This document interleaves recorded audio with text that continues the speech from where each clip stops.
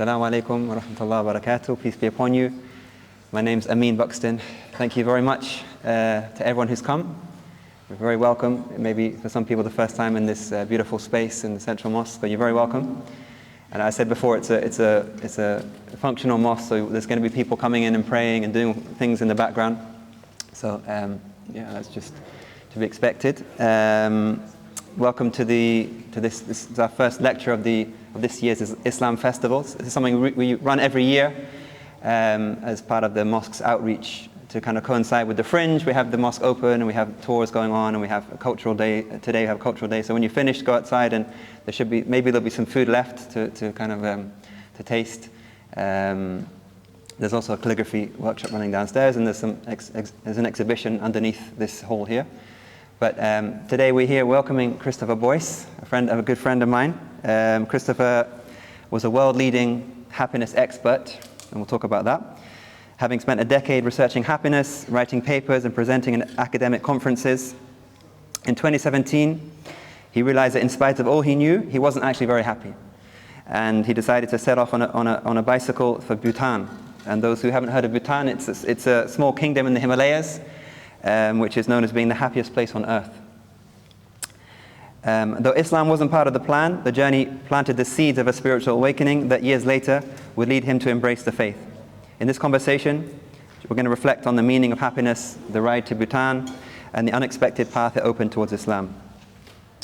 And a lot of it's based on this book here, in which Christopher talks about his experiences, and we'll be dipping into this as well.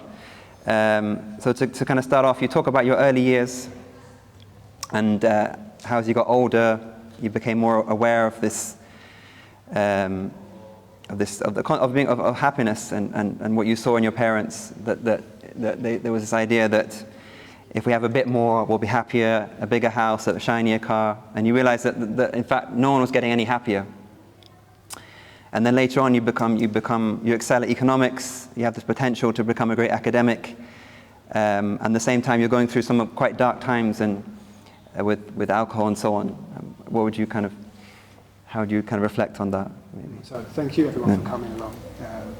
And yeah, thank you for that. So yeah, to kind of give I guess a bit of a background to how I came into well-being research. Is it on? I don't think I'm on. Can everyone hear me? Yeah. No. Okay, hang on. We keep just bring the mic a bit closer here. Yeah. Any better? Okay. Do you want me to use that? Yeah. Like this? This is better? Yeah. No, I'm getting. Yeah, that's good. That's good. Right, okay, we'll just stop the mic as we go. So yeah, just to kind of give a background to the story is that I kind of had quite a troubled upbringing, and I guess I had a working class, quite humble origins, and I guess I say in some ways it was my family kind of always wanting more, but that was just part of the society that I was born into. Kind of always this pursuit of having more, and more is better, and if we have more, then we're going to be happier. But what I noticed is that never seemed to materialize in my family, and they did get better off. But it was a struggle, and I kind of, for me, it was just a sort of questioning of that. This doesn't make sense to me. And I guess so I grew up in the 80s, 90s, when kind of neoliberalism was like in full force. So this really important, this idea of the freedom to choose, and the value is based on how much profit something gets. So for me, it just felt like it didn't really make sense to me. And so I was good at school. I studied really hard. I was also really good at drinking. And I kind of put a lot of energy into both of those. Partly coming from, I was deeply anxious and shy as a kid, and that kind of gave me a vehicle to kind of just be out in the world. But it also didn't really serve me. It wasn't really nourishing me. But I did study hard, and I eventually came through my alcohol problems and started embarking on this career as an academic, exploring happiness, which has a strange thing to be studying, but it seemed quite relevant to explore that. So so I was good at economics. And I guess a lot of the economics I was understanding was about, more is better. So it was almost synonymous with what I was experiencing in my culture. But again, it just didn't make sense, which is why I found my way to happiness. Yeah, and then you made that switch from economics to psychology and start researching happiness. And you say in the book that happiness had just gotten very serious in my life. Happiness became more than an unspoken goal. It was officially my job. And people might be surprised to hear that there are people that spend they're experts in happiness and spend their lives researching happiness. What can you maybe tell us about the study of happiness? Yeah, there's lots to know about happiness. I always say to people that when it comes to happiness, I think we know deep in our hearts what's important for happiness. But I also think we get distracted by the society, the illusion. And so, it was a surprise to me that I could research happiness. And the most curious thing that I found, so I originally was doing an economics PhD, and I was just like, this is tiring, it just didn't make sense to me. But then I sidestepped to psychology and started researching happiness. And the really curious thing is that when I would tell people what I did, there was a big stark contrast that I'm, doing research into economics versus research into psychology and happiness. And people were just really interested became interested, and it kind of like, oh wow, this is really powerful. People really need to know a lot more about this. And so when I started researching that, it was in 2005, so that's like 20 years ago. And it was still a burgeoning field. And now it's, you get the happiness league tables that come out on World Happiness Day each year, and I'm sure you're aware that Scandinavian countries, particularly Finland, are supposedly the happiest place in the world, but I don't agree with that. I just think it's just such skewed, biased perception of what happiness is, which kind of brings me on to, telling you a little bit about happiness research. And I think one of the most important things that I learned about happiness, I think, is that how people often talk in, the definition of what happiness is. And people often talking in conflicting terms and not on the same page when they're talking about happiness. So a lot of time people think of happiness as like kind of happy, smiling, laughing type of happiness. And that is an important part of happiness, but it's kind of more of an emotional type of happiness, which is important. But if anyone's tried to chase that kind of happiness, it doesn't really last for long because life is ups and downs. But then there's other types of happiness. So we might call the emotion type of happiness as kind of hedonic happiness. And we've all heard of hedonism, where you're just purely seeking pleasure. And that's one way some people live their lives. One way I would say we're encouraged to live our lives. But you have other more nuanced types of happiness. One of these being the opposite of hedonistic is eudaimonistic happiness. And this is happiness that's grounded more in meaning and purpose-driven type happiness, and it's relational type of well-being. And then you have another type of happiness, which is evaluative happiness, which tends to, people who are achieving goals tend to do well at evaluative type of happiness. And all these types of happiness, I soon learned, are really important. But there is an over-focus on the emotional type, hedonistic type of happiness, and the evaluation type of happiness, which is goal-orientated type of happiness. And then I guess another really important thing about happiness is kind of what are the most important things. And time out again, when I was doing my research, it would come out is that the most important thing for our happiness is relationships, and also our physical and mental health, as well as our beliefs and values.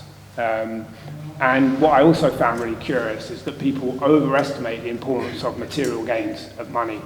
And what I was really curious about, and understanding the psychological reasons for this, is that why people tended to sacrifice these really important things for happiness for the sake of having more money.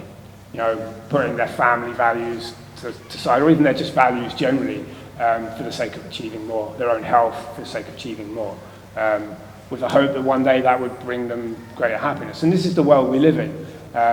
And I guess the research that I was doing was contesting that, which, led me... Okay. Next kind of... So you spent 10 years researching, writing papers. I remember in the book you described being in this kind of lecture theatre longing to be outside. There was kind of greenery outside, but you're in this kind of glass lecture theatre, telling people about happiness, and everyone was grim-faced, and no one was enjoying themselves, and you're, talking about this research on happiness, and there came a point that you felt this is not working. I need to do something to actually live this. Would you say? And that's kind of where the journey took off from there. Yeah, more or less. That's how it came about. It had been building for quite some years. It's like I know everything there is to know about happiness, but I'm not happy, and I'm unable to apply it to my own life. I just felt like, as an academic, you're there to publish papers and get funding, and that's how you sustain a career. There's nothing about your well-being and happiness, like most occupations, really.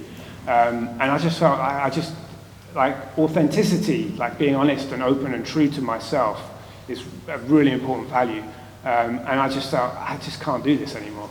And so, there was kind of two primary reasons, which is like, first of all, my own unhappiness. But secondly, and this is the thing that I guess drives me when I think about happiness now, is that I'd lost meaning and purpose in what I was doing. When I first started researching happiness, and I would tell people they would be interested, and I would say, these are the important things, and it felt like it was meaningful for other people, and I guess it always felt important to me to want to bring a bit more happiness and joy to the world. And I felt like I was doing that. So if I wasn't happy in my job, well, that's okay, because I'm bringing something to the world, and that gave me a deeper meaning and purpose. But I guess I kind of felt like I was banging my head against a brick wall, because I'm saying, hey, materialism is not working. We're running, the world into the ground, sustainability. We're not even happy as a result. Like, there has to be a different way. And all my papers would be about that. I would try to get my papers or any of my findings into the news. But it would fall on deaf ears. It wasn't really changing anything. So I kind of felt lost. And I guess that's what drove me on to thinking, well, there's got to be a different way. And part of the journey was about finding out what those different ways were, experiencing different people and cultures to find out how they're doing things. I do think, like, in the Western world, there's this idea that we're doing it the best, the most progressive, and it's just not true. Added to that, I kind of felt it would be a way for me to refine my own sense of meaning and purpose and my own happiness. So it was a real learning, pilgrimage as a happiness researcher, which, it did everything I wanted it to. And why did you choose Bhutan, and why did you choose the route that you took? Because you didn't take a very kind of logical route to go there, basically.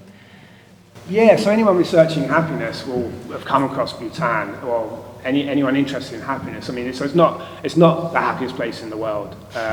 But one thing it does do, and it does really well, and it's unique in this, is that its primary goal is to increase happiness. The term gross national happiness is the idea of maximizing happiness within our society, and that's like an underlying guiding philosophy. I've been there obviously now, and it's a subsistence economy. There is struggle. Every country has struggles in their own way. But the thing that really inspires me is that it's doing something different, and I think there's so much to learn from that. And then, like you say, I mean, if you're leaving from Scotland, then the obvious route would to be cycle through Europe, Central Asia, and then just go completely overland. But I wanted to explore places which I thought were doing things differently, in a way that could nourish their citizens better. And so what I did is I cycled down to Spain, and I got to Barcelona, and then I flew to Buenos Aires in Argentina, and I ended up cycling all the way to Canada. But just to kind of mention Latin America, Latin American countries are really interesting because they have high amounts of happiness and well-being compared to countries that are traditionally, more materially endowed. So, for example, Costa Rica for me is a standout country. It has higher rates of life expectancy, higher rates of happiness than the USA, right? But does it on a quarter of the income. And for me, it's like, well, there's something to value and learn from that. because there's lots of countries in there that think they're doing well that are really not, including the UK and especially the US. So I wanted to explore those places. They're often, you know, I found they were very relational. I found so much warmth and joy and connection in the people that I encountered there. I cycled through the US. I wanted to experience the US, and in the book I mentioned that I went to Las Vegas, and I was fully expecting that to be like hell on earth, and it was. I mean, like the souped up material values, and I kind of went into Las Vegas thinking, okay, I've done a lot of work. You know, by that time I'd been on the bike 10 months, and I was very calm, having spent all the time in Latin America, and just spending the time there was just a real struggle, because there for me that's toxic society. There to make money. That's the sole purpose of Las Vegas, is to be extractive and make money, and to do it in a very manipulative way. You know, gambling, drink, and I found it challenging just being there. Not only that, it's a very hot place, and you have people who don't have much out on the streets and just not well looked after, and that can't be a sign of a good society where you're not caring for other people. Mm-hmm.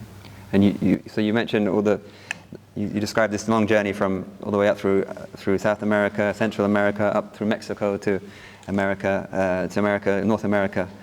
There were several places where you said I considered just staying there indefinitely. You know, I'll just stop the journey, and I don't need to get to Bhutan. I'll just stop here and stay here. What was it about those places or those people that made you think that?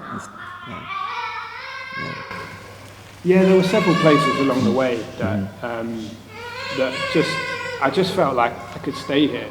And for me, what they were doing is embodying values and ways of living that, for me, were in alignment with what I knew then about happiness and well-being.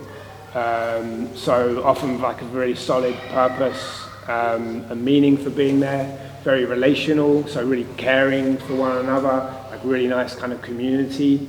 And also feeding themselves really well, and it should probably be noted. So, this is a talk in the mosque, and I am now a Muslim. And at that time, I wasn't thinking in terms of God. That wasn't part of my journey then.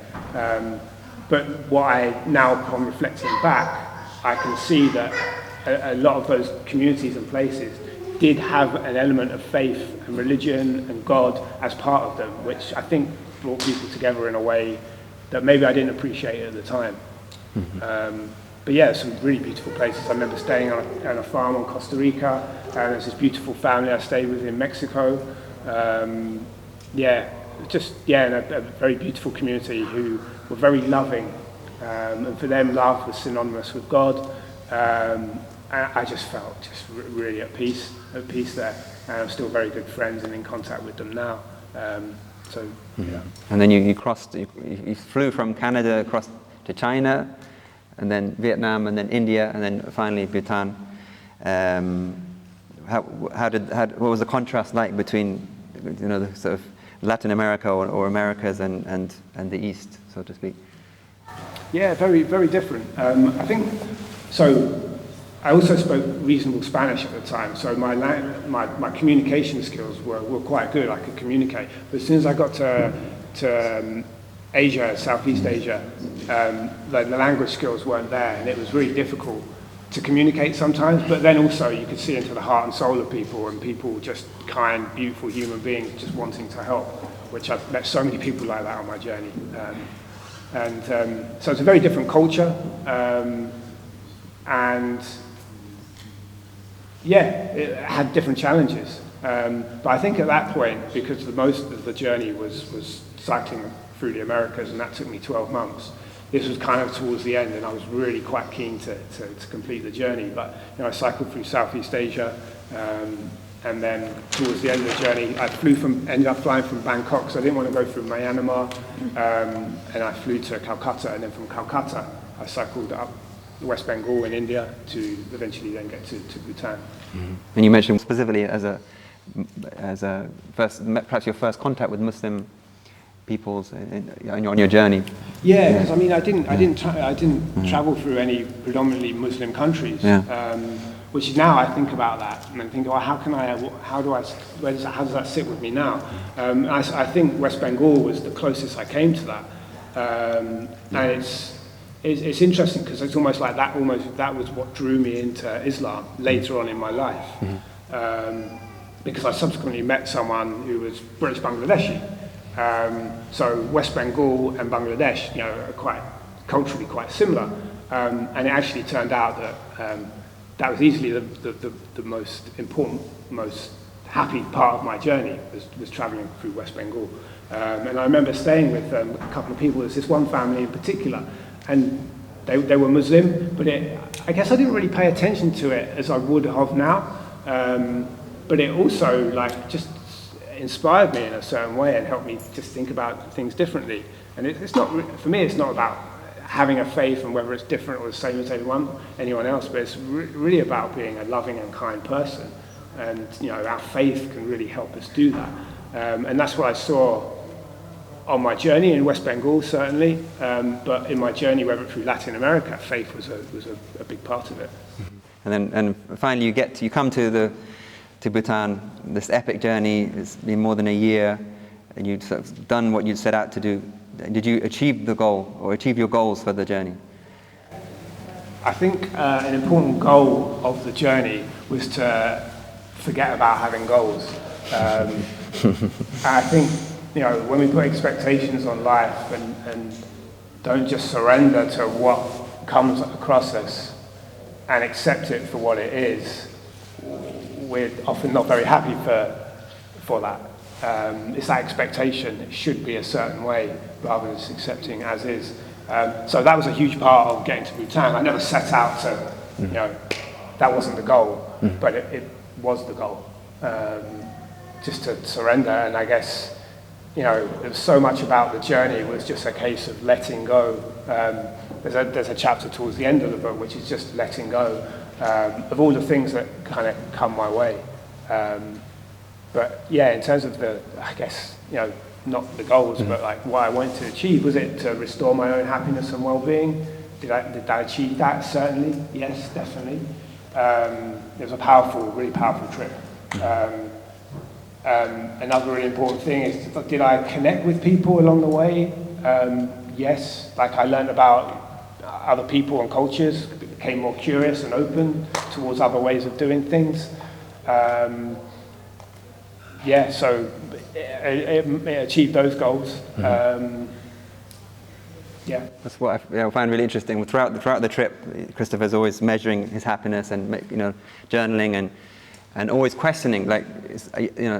Again, halfway through the journey, you're like, do I even need to go to Bhutan? It's not the point. It's not actually it's not the point in and of itself. It's like, if I'm finding happiness here, then that's the whole point of the journey. So it wasn't about just the kind of tick box exercise of getting to the destination. There was much more to it than that. And you're always asking yourself, am I happier in this situation? What are the factors in that? So it's a very much a journey to it's very self. You're constantly asking yourself these questions, and it's that.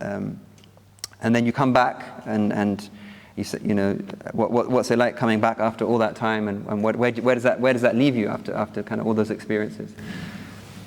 Yeah, I'll just speak to the measuring happiness thing a little bit, because that's a really interesting thing, because believe it or not, even after a decade of researching happiness, I'd never taken the time to measure my happiness every day, which sounds strange, really.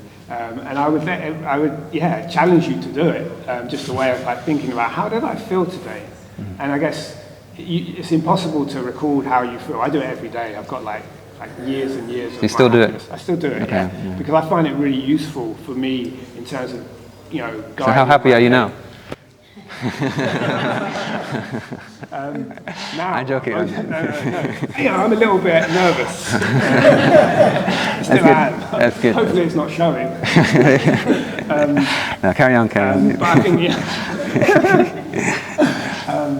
I'm happy. I'm good. I think in terms of meaning and purpose, day to day, I know I'll give a 10 out of 10 for this day, because I feel like I've shared something, I've connected with people, hopefully I have some good chats afterwards.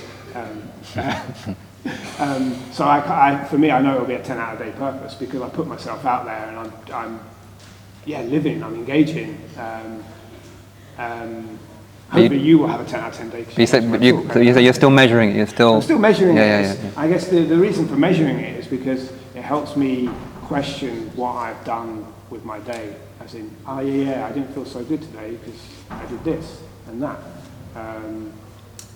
So I find it a really useful practice to do. Isn't there almost a danger in that of becoming sort of like the whole thing about mental health? If someone's always measuring their quote unquote mental health and honing in on things, if they just lived their life and didn't kind of, isn't there a danger in kind of over focusing on it and then it becoming almost an obsession and not actually, you're not actually getting any happier or any healthier in that? Yes. I mean, becoming obsessive about anything can be dangerous. And I guess I don't feel like I'm obsessed with it. I'm not saying you are. If I don't measure one day, I'll just measure it the next day and stuff. So it's quite nice to do it each day. Am I obsessed? Because I challenge myself to not measure it. I don't know, I think... Could you go for a month without measuring it? Probably, yeah, happily. I think because I have had experience with quite difficulties around addiction and compulsive actions, I can recognize when it's kind of becoming too much. Like these days, like most of my worries around like being addictive is around coffee and dried fruit. So, but I don't have that same kind of struggle with my happiness, I suppose, is what I'm saying. Yeah, brilliant. No, Karen? I think there's another question about coming back. Coming back. I mean, it's a transformative journey. It made me think and look at the world in a very different way. A lot more open, a lot more happier, a lot more resilient. It wasn't an easy journey. There were lots of difficult things that happened. And I guess, again, that kind of letting go, having faith that I will be okay, and coming through those things gave me a lot of resilience and strength and courage to face other things in my life. So I came back in a really strong place. Like any journey that's transformative, like what do you do? Because I think the key my learning is that we can have transformative experiences every single day, and it's like, what do we do with them? And what I think there's a lack of is that integration, where we go, okay, I had this experience, but what does it mean? How do I make sense of that, given all my life before it? And I think the writing the book was a big part of that for me. So when I came back, I was like, I don't know what I'm going to do. My academic career is pretty much sunk. I could have gone back to it, but I didn't think it would nourish me. And so I was like, what do I do? I guess I stay on the bike. And I just spent a good few months cycling around Scotland, just trying to connect with people that I knew before and try and get an idea of what might be my next step. But one thing I did do is I started giving quite a few talks, and then eventually the idea, people get saying, you should write a book. And I'm like, yeah, okay. People write books about their journeys, but could I write something that I felt was giving something beyond myself? And so that's what I eventually decided I would try and do. And that was a really important part of my integration.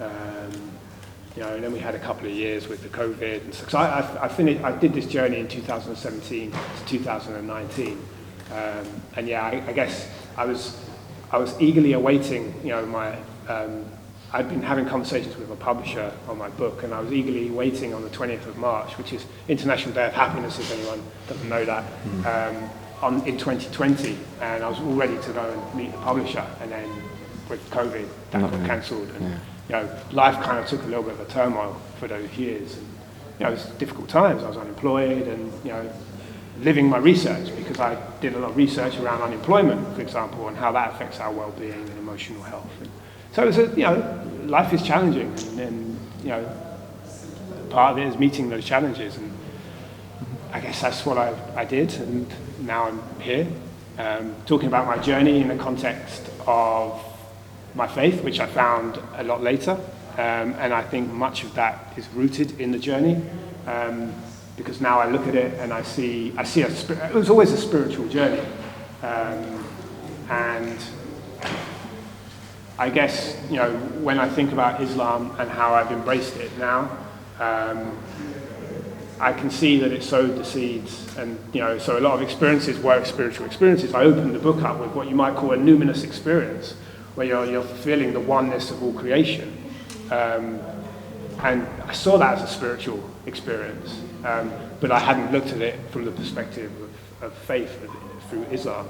And I guess an interesting question I'm having myself now, since you asked me to give this talk, is like, how would I have written that book, or how would I have done that journey if I was Muslim, and how do I write that book given I'm Muslim now? And that's something I haven't quite. That's where I was coming to. So it's a good point. Good. You said you discover Islam through your Muslim partner, who's now your wife, and she's here today.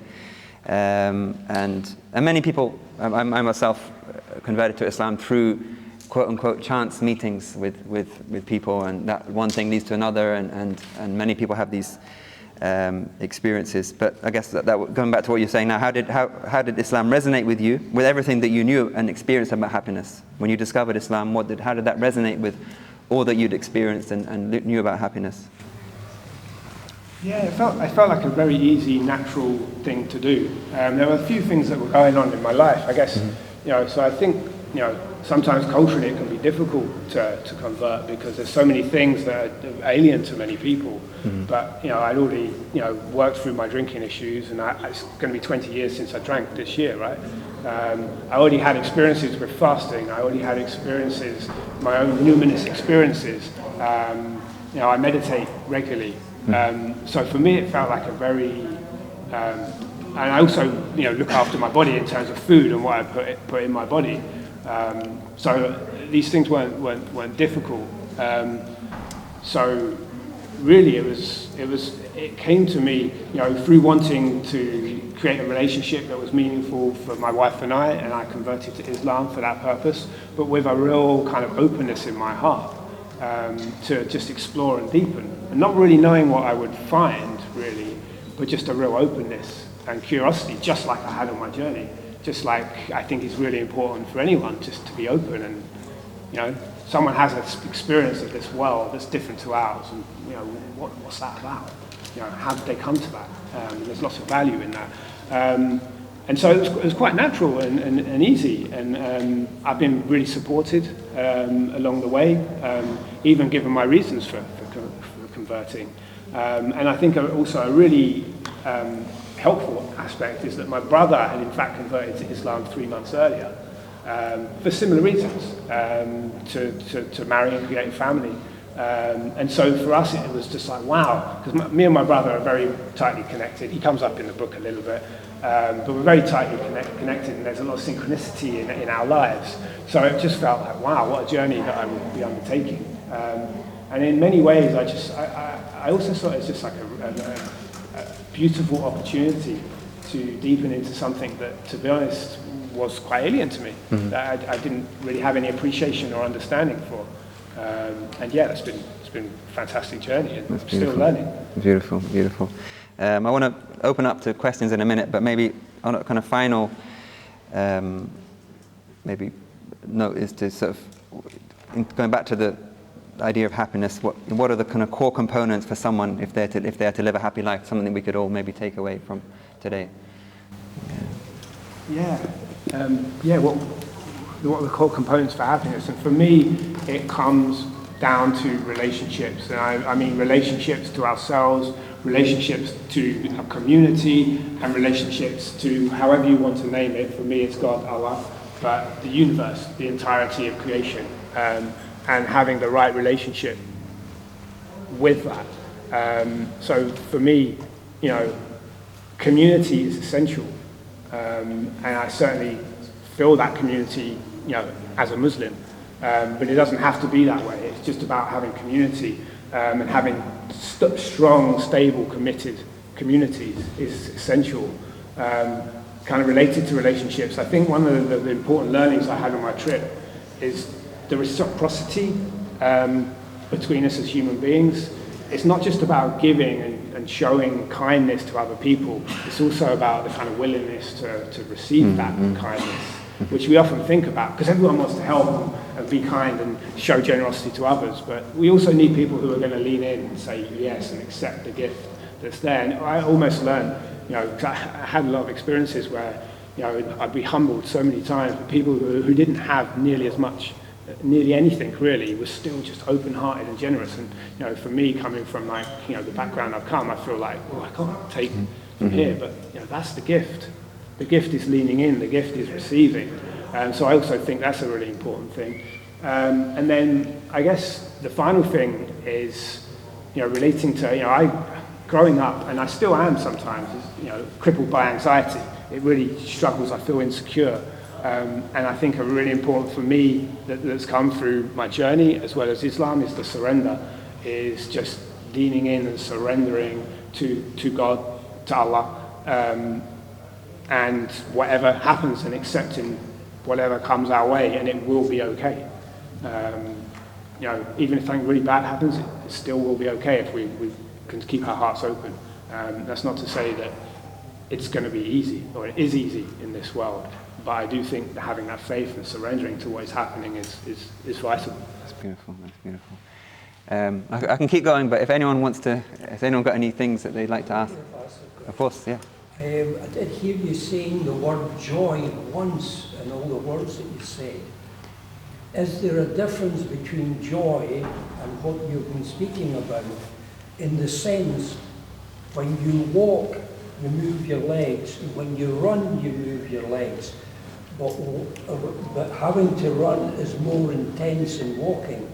So what I'm asking is joy more intense than what you were speaking about? Joy is part of what I'm speaking about. I think joy is a really interesting one, because I think in some ways joy is a little bit of a disposition. It's a way of being in the world, which isn't necessarily emotionally. I think we can feel joyful and feel that as an emotional experience, but I also think there's a certain choice in being joyful to the world. So even if something really difficult is open, we can still be with a certain joy and wonder of what the world is. Is that sort of, so it's part of it. And for me, joy, I guess, is grounded in having a deeper meaning and purpose in our lives. So is joy more in what's inside you, whereas what you were talking about is more external? I think joy, all emotions are coming from within us, right? What we feel, where that's coming from, is sometimes we feel like we only feel joyful if we have the things that are coming outside of us. So it's a little bit of both. And I think it's something that we can enhance, we can cultivate in ourselves. But it can also, we can just see something that's really joyful, and it's something that's coming from outside us, and we can feel joyful around it, but we experience that. I think probably an aspect that's quite similar that I feel probably a bit more comfortable in is something like gratitude, right? Gratitude is something, it's a disposition. We can feel grateful for what's happening in our lives, even when it's really not so good. But also when really good things come along, we can just feel the gratitude and thankfulness for it. So I guess it feels a little bit like that. It's something that we can cultivate, but it's also something that just happens when it happens.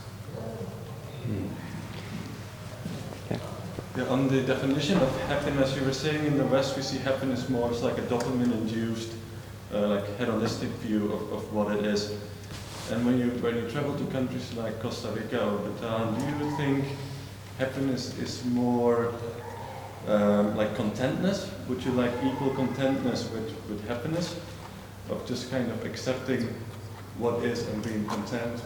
I think there's more contentness in there, and there is more contentness in other cultures. Definitely, I definitely felt in the Buddhist cultures that I visited that was more prevalent, and definitely in Latin American countries. And I think some of that might be grounded in the kind of more indigenous concepts of well-being. But like kind of a note on the Western aspect of happiness. I don't think it's totally hedonistic. I think it's goal-driven as well as hedonistic. And I think it doesn't mean that people experience less of other types of happiness.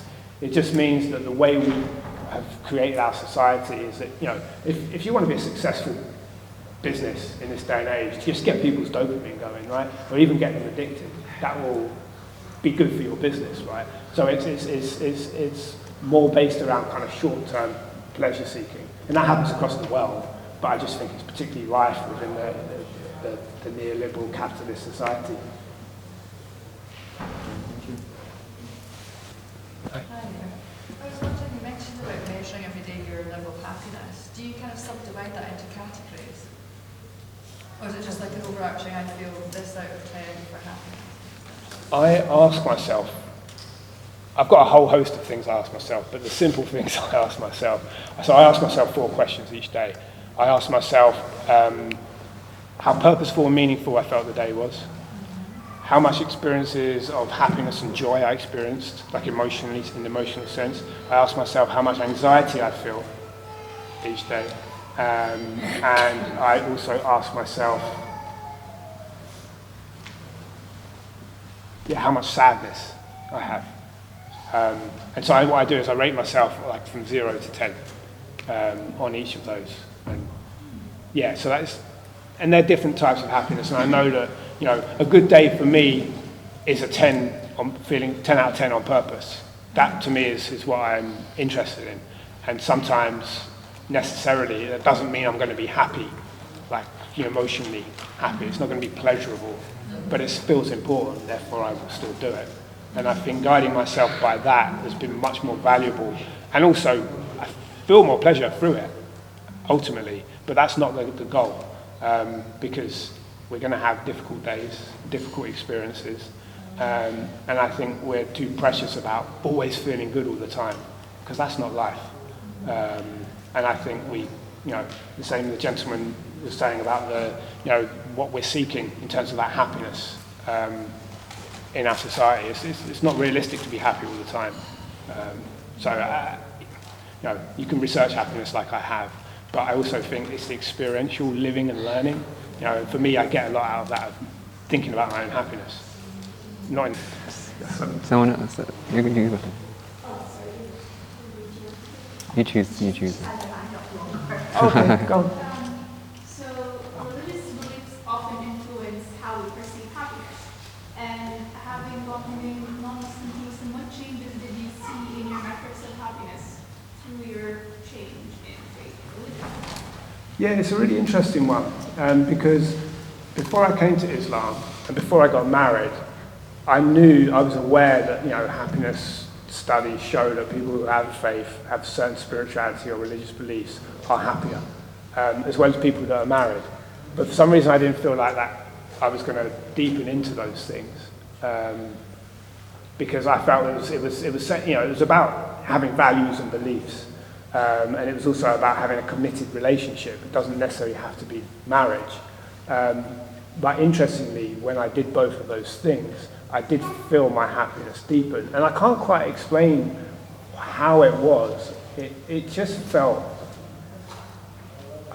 more certain of myself and more clear. And so I guess an important part of my journey was like, am I living meaningfully and purposefully?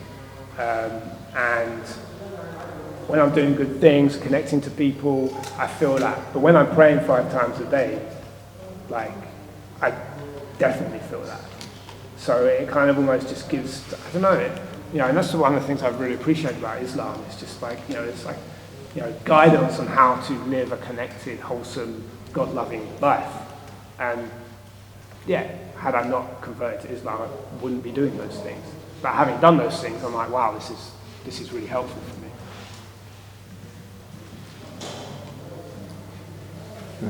This is for you. You've actually kind of answered my question, but the daily things that you ask yourself, my question was more like with the aligning it to our prayers and just what Islam supports us in doing with gratitude, kindness, consideration within ourselves and community. So I just wanted to ask you about that for you, the questions that you were speaking about, and then aligning it to our prayers, for example, like tangible things that we could do maybe to foster that sort of connection. to foster more happiness in our own lives. Yeah, I mean, certainly measuring our own happiness, because I think that, we can talk about, good, committed relationships, and I think relationships, mostly it's about leaning in and giving reciprocity. So I think the more we can do in terms of being loving and kind to other human beings is definitely an important thing.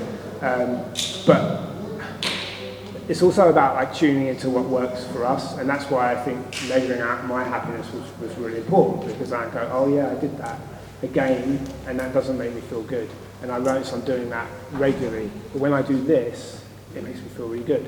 And a lot of those things, it can be like, just smiling and chatting to a person, that I haven't chatted to before, or writing something, for example, for me is really important. So I think a lot of it's about just, introspection and looking into ourselves. But I also think, and it kind of sort of speaks to the previous point a little bit, but like something like gratitude, for example, being grateful brings a lot of joy and happiness to our lives. And yeah, I get that when I pray. That's an important part of my prayer, is just feeling grateful. More conventionally, from a positive psychology perspective, you can cultivate gratitude by like writing a list of 5 things you feel grateful about each day, and that works as well. But then this is a curious thing that I think about a lot of things that are good for our well-being, is that, and it's kind of, I'm trying to write another book, so it's kind of sort of linked to something I'm trying to explore at the moment, but something like gratitude. It's like, yes, we can do lots of exercises that enhance our gratitude, but the real question is like, why are we not grateful in the first place? What is it about our society that's cultivating ingratitude? And I think that's a more alarming question for me. And I think a lot of my well-being comes from protecting myself from the toxicity, as I see it, of like everyday life, the rushing, the busyness. So for me, like, having that time to pray, if that's what someone wants to do, or meditate, or just taking the time to be with themselves, to write about gratitude or write down how they're feeling. These things can all be important in terms of, if you like, protection from toxic elements.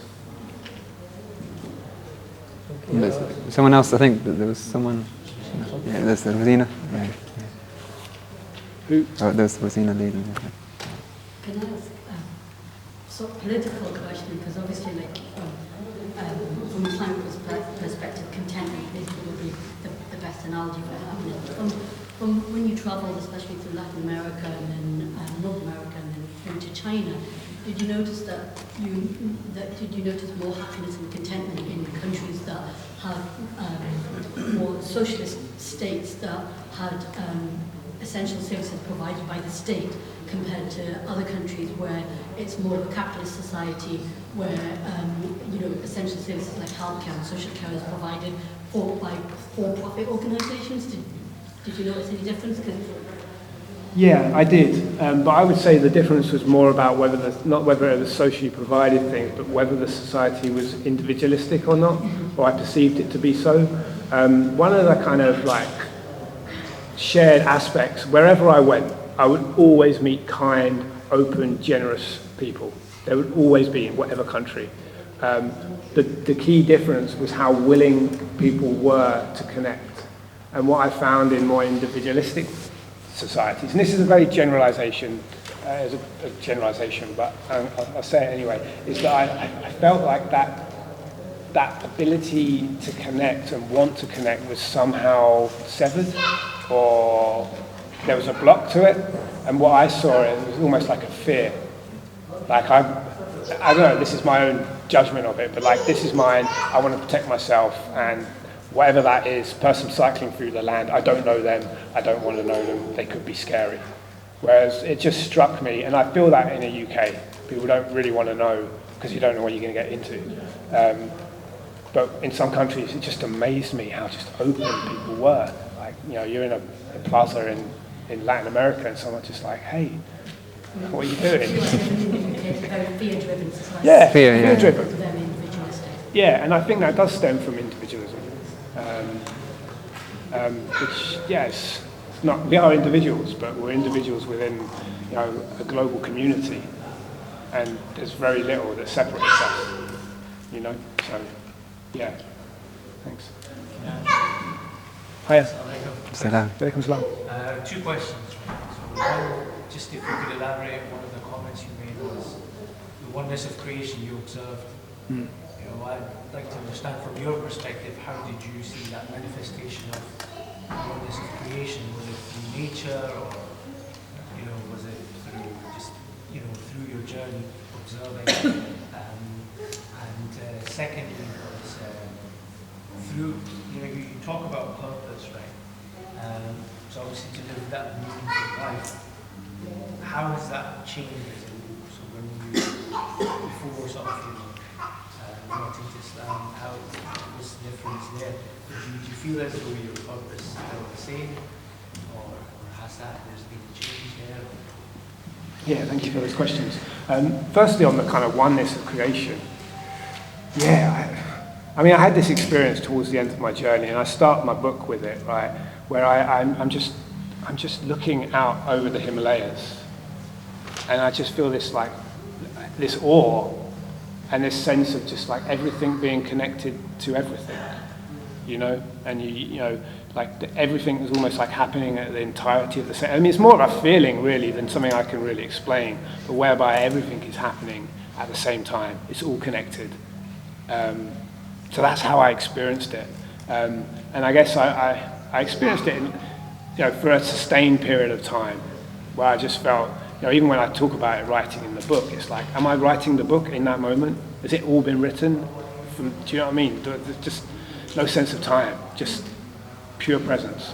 And I guess I got little droplets of that throughout my journey, just the pure presence, pure in the moment. But I wouldn't have. That was the most distilled element of that. And it's really powerful, and it's given me a lot of hope and a lot of tranquility in my life. I now see that as a God experience, but at a time it was just wow, just wow. Just to comment, it's a very sort of a Quranic approach where God asks, observe the nature, as in to find God or to find purpose in life. Would you say that sort of that observation part has been quite a significant part for you to go on this journey or to take this journey? Yeah, being open and watchful, observant is essential. I think an important orientation in life, curiosity, that kind of thing. But in terms of your second question, in terms of how that's changed my purpose, and whether there's been a change in purpose, and I think maybe not so much, and that's why converting to Islam was such an easy process for me, because I grew up as an atheist, right?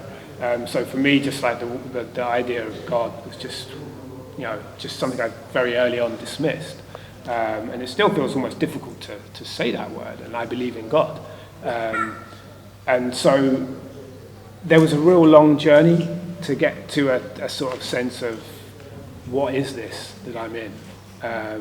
And understanding that God means very different things to very different people, and certainly the God that I came across growing up just didn't really work for me. And there's lots of other explorations and a slow journey, so that for me, Bhutan was like just a real transformational journey. And if you like, the committing to a faith was like the icing on the cake. It was like just such an easy step. So I hope that answers. Yeah. Maybe one more question. I think maybe two more. Maybe two more. I think this may be. Yeah. Maybe. Well, I have two questions, but the first was basically, how does your knowledge, like your expertise on happiness, how does that equip you to deal with those like more difficult emotions and difficult times that you talked about? Do you see them differently, or do you see them as part of your overall happiness? Like, are you more accepting of those times? And the other question was, what in our society do you think needs to change for people more broadly to experience that happiness? Yeah, they're really both very good questions, which I don't know if I'll be able to answer. There's no rush. As long as everyone's happy, we'll carry on, but I don't want to... Yes, it did help having challenges. I think an important part of life is going through challenge. Not intentional challenge. I don't like the notion of like whatever doesn't kill us makes us stronger. That's nonsense. We shouldn't have to go through these things. Everyone has a right to like a safe, basic needs kind of life. I wholeheartedly believe that. Heart goes out to people in Palestine. We all deserve that.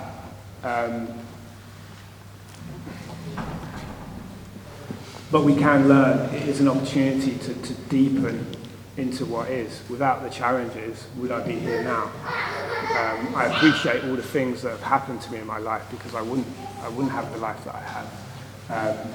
It was difficult, sure, but it wasn't too difficult, and I'm grateful for that. I'm not sure if that's answering the question, but it's a beautiful question, so thank you. In terms of what we need to do as a society, so many things. A big part of what I do at the moment is talking about the well-being. I'm an economist, right? And I do consultancy work talking about the well-being economy. And for me, like I guess I'm secular in terms of how I approach things, because you start talking in terms of God or religion, people can be alienated by that. So we want a kind of secular approach to how we live our lives that people can unify on. And so for me, as a well-being economist, like the essence of what our society should be about creating well-being for everyone. But we live very far away from that. We live in a world where, if it makes money, then it's a good thing, irrespective of how much sacrifice and how much pain that creates for other people. So we're far away from that. And I guess, for me, it's about, giving talks like this and saying there is another way. And there are lots of, people who are way smarter than me pushing these ideas. And there's lots of ideas out there. So I get on board with that, I would say. And for me, it is consistent with Islam. But we don't necessarily need to bring that into it, necessarily. Having that, what we're living here, what we're here for, right? And having that as a cornerstone to what motivates what we do. I'm here to bring a bit more happiness to the world. And I do that in two ways, by sharing my experiences of happiness, being open and vulnerable as a human being, and also do that by doing the right things in my daily life. And that can go a long way. It would be nice if we just lived in a society where, advertising wasn't so prevalent, encouraging us to do all the things that we know deep down that are not really going to serve us. There's lots to do. But thanks for the question. Wait. There's two people, and then we'll come to Sandy, and then we'll finish. Yeah, so there's. Or do you want to go first? No. Someone at the back. At the back there. When experts like yourself ask on components of happiness, the honest answer is like community, sociality, which makes sense given how aftermath and driving into what society is. But I was just wondering what place does solitude have in a flourishing life? And given that community is so like, how can solitude be? How can the benefits of solitude be maximized? Solitude, did I hear that right? Really good question, actually. Solitude was a part of my journey, and it was a really difficult part of my journey. You have to deal with aloneness on a bicycle around the world. We have to deal with aloneness. And for me, it's a lot of it's about being content and happy with who we are, to be by ourselves, and that's a really difficult thing to do. We're not encouraged to do that. We're encouraged to distract, seek stimulus, and that kind of thing. So for me, solitude has been vital, being comfortable with it on my own, being on my own. So I think it's a vital part. I'm not sure if I'm answering your question. I guess I'm just connecting with that as a really important part of life and happiness. If we can't be happy on our own, can we be happy with other people? I think is a well-known saying. So I don't think so. But thank you. Did you have a question? You've touched on it, so I mentioned it a few times, but I was quite interested in terms of rebirthing, how like colleagues, friends and family, people that know you, how do you navigate that, and do you find that it impacts your work, your life, that they know that you're searching for accomplishment? Yeah, thanks for that question. I found people really accepting, really helpful and supportive. You know, I'm lucky with my wife, like her family are just like really supportive and understanding. The community here in Edinburgh. So there's lots of people that I've been able to talk to and go to. I think one of the issues with reverting is that, and I've still got so much to learn and embrace, is the feeling like you have to do everything now, soon. Whereas I think, you know, gently, doing things really gently and slowly and just being open about things. I found my work really supportive. You know, I have a place where I can pray each day. My family, really supportive. I mean, maybe it's, you know, helped with my brother reverting as well. But, you know, like, I come from the sort of background where it would be challenging, but I found minimal challenges, I guess. I found people more accepting. And I think if we're open about why we're doing things and what it means to us, and, you know, no one has to come along with us and do the same thing. It's just, you know, and I think a part of me I guess, relationships are hard, and that's why we have to do most of our work in our relationships, and trying to cultivate like just really caring, accepting relationships with one another.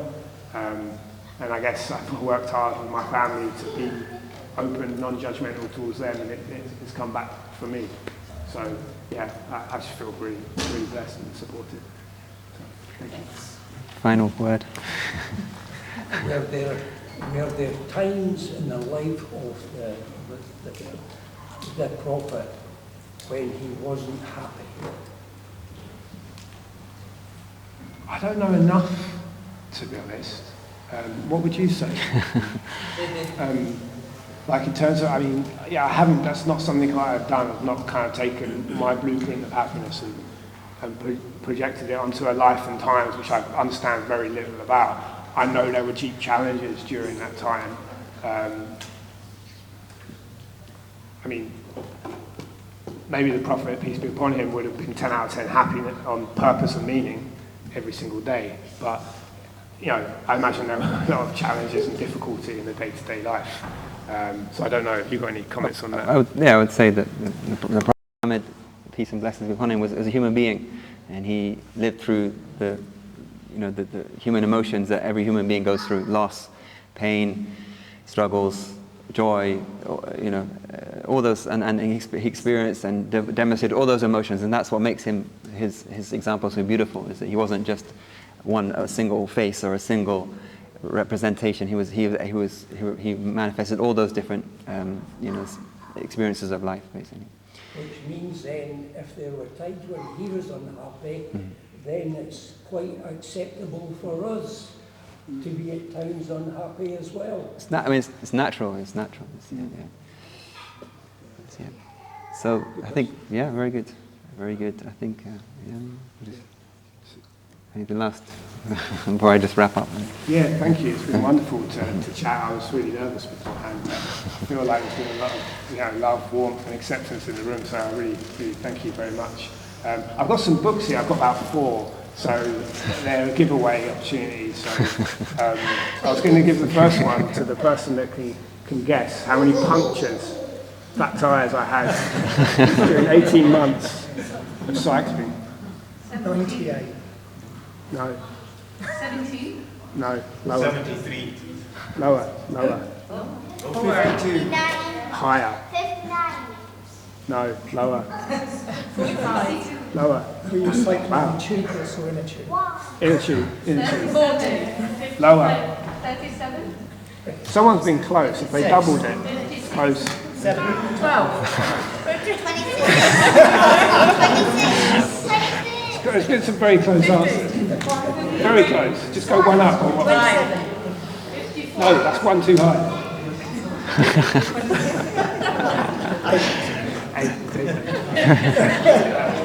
And you were close. I've got another 2 books as well. So, who wants it? It's available. It's available for all good bookstores. You can get it. Well, it's not. I ended up self-publishing it, so. Well, it's online anyway. Dr. Happy Boyce. We can follow. Yeah, so I live in Edinburgh, and I'm happy to chat afterwards. So. Yeah. So Krista will still be here. If anyone wants to have any more happiness discussions. Thank you so much, everyone. Hope everyone is.